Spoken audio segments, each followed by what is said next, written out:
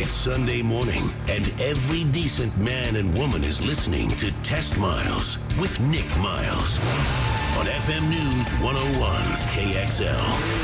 Buckle in.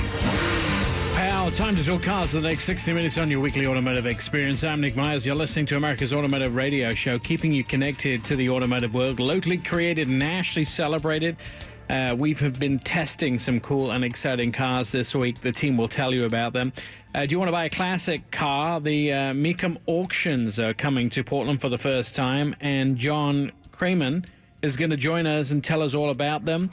Bella Litt-Legrab-Grun is going to interview her. We're going to interview her about Miss Biker, which is an event in Italy, which has been going on. It's all about ladies and motorcycles. Do you want some ice in your car? When I say ice, I mean in-car entertainment. Peter Clover here from Mobile West to tell us about the latest in sound for your ride. So, Brad, what have you been riding around in this week? I got to drive the Acura TLX. Now, this one was the top of the line. Prices tested at about $42,000, but it had the 3.5-liter all-wheel drive with tech. And when we talk tech, it has a lot of tech. So it was fun. Acura pretty good at that tech. Very good. And so this is the mid-size luxury sedan. It does compete with a lot of vehicles that are tough to compete with. The 3 Series BMW, C-Class, Audi A4. And what I have found in the past is that the Acura tends to lag just a bit behind some of those vehicles in the luxury element. But what they do offer is quite a bit of tech, like we talked about, and it's a lower price. And what I did find some research is that they depreciate quite a bit less than do some of those other vehicles. So it's a really good option if you want a really comfortable driving car. It's got the luxury. It's got 3 different ways you can buy this vehicle. One is the base model is the 2.4-liter 4-cylinder, 206 horsepower, which I found in the past, got to drive this. Really a responsible, fun car to drive. Elliot Shiner, who did Steely Dan, who produced the album, and also the Foo Fighters, he was the guy that designed the sound system for that car.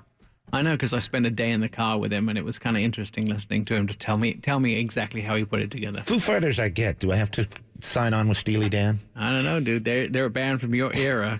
Come on now. I thought that was Glenn Miller was my era. But the sticks and drums. That's right. So the V6 is offered with a 9-speed automatic transmission. Now, I found this one a little more clunky, I guess is the word I'm coming up with, and I like the Cherokee. We talked about this earlier. Their 9-speed was a lot more seamless than this, and but overall, a really great car and more luxurious than the Accord. We have talked about that in the past, where there was a finer line between the delineation between the Hondas and the Acuras. But I found with this one that there was a big gap between. I mean, there was a big bridge, so it was worth the extra money. Excellent. And what was the price? Base price on these start at $31,695 and go up to about $42,000. Awesome. All right, Sean, what have you been driving this week? I had the 2017 Hyundai Elantra Limited, 5-passenger compact sedan, and it has one of America's best warranties with its 10-year, 100,000-mile powertrain warranty. Some of the great features on this is you can have the Hyundai Blue Link, which allows you to basically start your car with your cell phone or your smartwatch. So days like this where it's going to be 100, you can cool your car down before you even enter in the vehicle. And even in the winter when it's ice cold out, you can defrost the windows from the luxury of your home.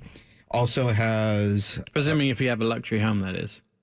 You don't need a luxury home to own this car, though. No, but from the luxury of your home, you said. Well, depends on your home, I guess. Has a 2-liter 4-cylinder engine, which has 147 horsepower, 6-speed Sportstronic transmission. It averages 32 miles to the gallon. Some of its competitors are the Corolla, Civic, Focus, Mazda 3, Dart, Volkswagen Jetta. Comes in 3 trim levels with the SE, Eco, and Limited.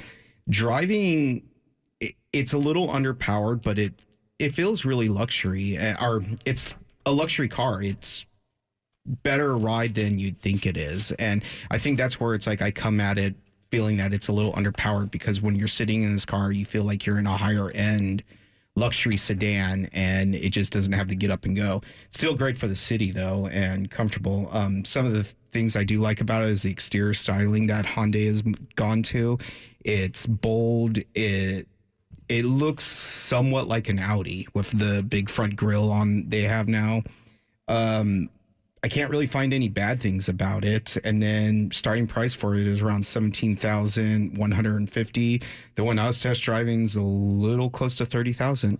So you definitely have some options you can load up. Awesome. All right. Well, I had the big boy this week, the biggest luxury car that they make at Lexus, the LX 570.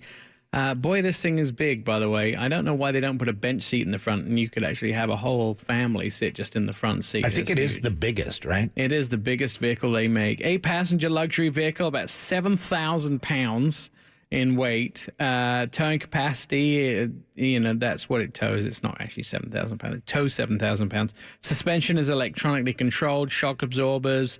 It also has stability control, air brakes, and I will tell you, ABS brakes. I will tell you about this vehicle. I think it needs a refresh. I mean, it's a great vehicle. Don't get me wrong. Refrigerator in between the two seats at the front. But it's definitely old technology. They put a lot of fresh stuff in. The screen is almost as big as my TV at home on the inside of the car. There's a lot of good stuff in there, but a big 5.7 liter V8 engine. That's what it takes to pull it. 383 horsepower, big, meaty engine. But at the same time, the problem with this vehicle is it seems very heavy for something that could be made a lot lighter, I think, if they went to aluminum body. And it's really built for off-roading as well, isn't it? Their whole element with that makes it heavier. If you're going to spend, it's like a Range Rover, if you're going to go and spend $107,000 on a car, you probably aren't going to go play with it through the mud so much. It also has that full-time all-wheel drive, gets about 15 miles a gallon, which I was getting out of it. So 2 or 3 runs, around the city, and you suddenly at half a tank, you kind of realize that you have to be able to afford to put gas into this. Got to sell a lot of Priuses in order to get your gas mileage down on the other end with that car. Range Rover, its competition, the QX80 from Infiniti. It is sort of the luxury version of the Toyota Land Cruiser. And I would tell you at starting price of around $88,000. I love the luxury. I love the vehicle itself. But I do think the body needs a complete refresh. So it's a little bit smaller vehicle, but would you use the XC90 fully loaded as an option for that vehicle? Well, one of the problems is this is an 8-seater, and what's the XC90, a 7-seater? 7, but still. There are very few 8-seaters out there. A Suburban, I can think of one of them. Minivans, you can get 8-seaters, but it's hard to find an 8-seater.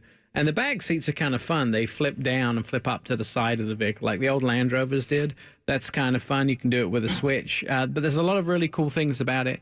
It has that split-level hatch at the back where you can open it so the dogs can't actually jump all the way out. You have to put the bottom portion down a bit. Kind of like the old Suburbans. Yeah, I think it was a great vehicle. All right, those are our 3 vehicle reviews today on the show. We put them all up front for you because we have such a packed show. Coming up, we'll be talking to John Kramen. He's from Meekum Auctions. If you want to invest in a brand new piece of, I would say, increasing value property, that would be an old car. Gold is flat, artwork is flat, so buying cars is where the money is at. We'll have him coming up on the show. We're going to talk to somebody in Italy about Miss Biker, and we're also going to find out about what ice you can put in your car. That's coming up next on Test Miles. I'm Nick Miles.